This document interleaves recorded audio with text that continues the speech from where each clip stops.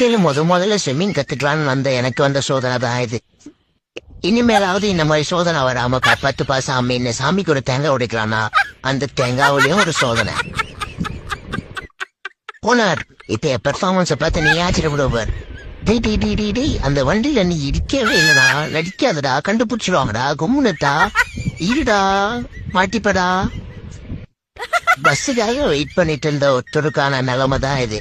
Bus வந்துச்சுன்னு சொல்றோம் உங்களை பார்த்துருப்பாங்க. பஸ்ஸே நான் வந்துட்டேன்னு சொல்றதை பார்த்துருக்கீங்களா? பாவம் அந்த மனுஷன். நல்ல வேலை.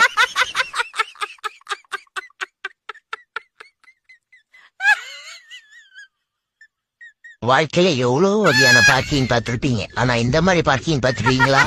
இப்ப பாருங்க, புறா பொண்ணோம் வடிவலு மண்டையில இருக்க கொண்டையும் வரதுட்டேன் அப்படின்னு சொல்ற மாதிரி இப்ப இந்த அக்கா பண்ற வேலையை பாருங்க.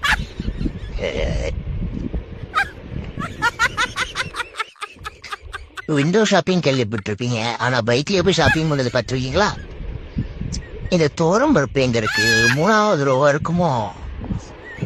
ஐயர்லயே நான் ரவுடி ஐயராக்கும் அப்படின்ற மாதிரி இந்த அக்கா பண்ற வேலையை பாருங்க.